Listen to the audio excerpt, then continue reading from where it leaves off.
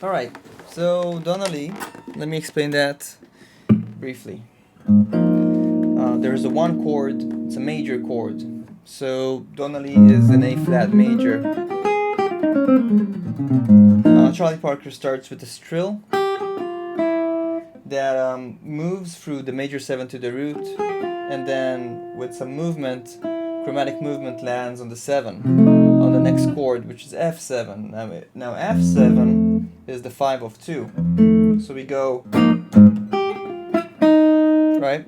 And then this next phrase is just like, imagine you have F and you're kind of surrounding F with some notes. So you have the triad, right? You can really dive into triads inside my my website. You know, arpeggios and everything you want. You can check that out. Yeah, okay. But basically, just like surrounding the chord tones. So what I like to do is, like, you know, if I take that idea from sorry about that, from the you know, if I take that idea, I like just seeing if I can play it in other octaves, right, or maybe in other areas on the guitar. So, you know, because then I know that I'm learning the material very good. Anyway, so that's the 5 of 2. Then on the 2 chord, so it's more like a 2 dominant because it's building more tension before it goes into the minor, like the 2-5-1 area. So anyway, so it goes like, you see this, if you think about B flat, if you just play the arpeggio of B flat, you can also see the dance that it's doing around the triad. See some movement around the triad, and that really makes you think, like, whenever you learn a triad, you can really dance around that triad if you just aim around it, right? So in this case, B flat, this is just kind of like a shtick into the 5,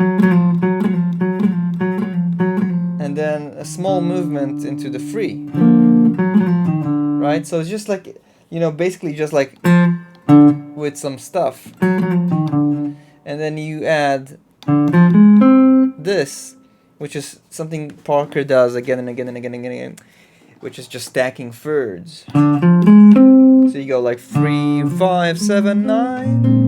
So what you can do is, like, you can take that as a concept, if you dig that, if you want to learn that style, and be like, okay, so how about I do it somewhere else? I don't know, I play C major 7 and I stack thirds. And then you learn from the concept, or I learn a C major 7 arpeggio and I dance around it, kind of like in the Parker where he kind of dances into the chord tone, right?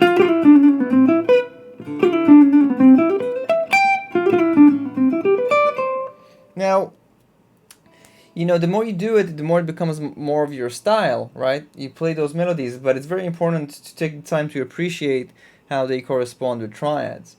Okay, so there's just something to think about.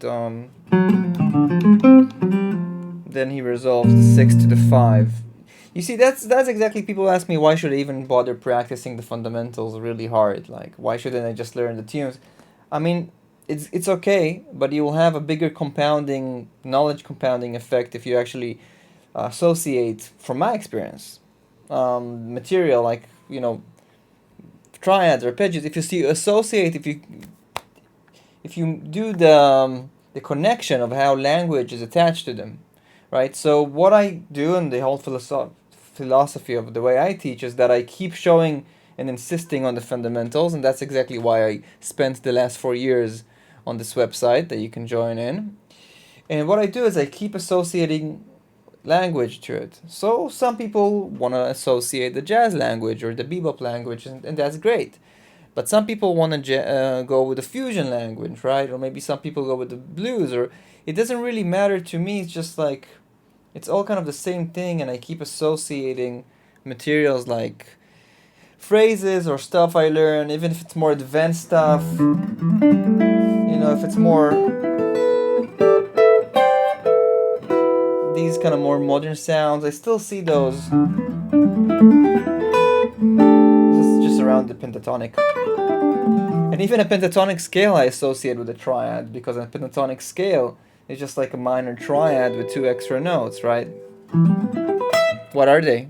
Well, pentatonic has the 4 and the 7 attached to a minor triad in my perspective.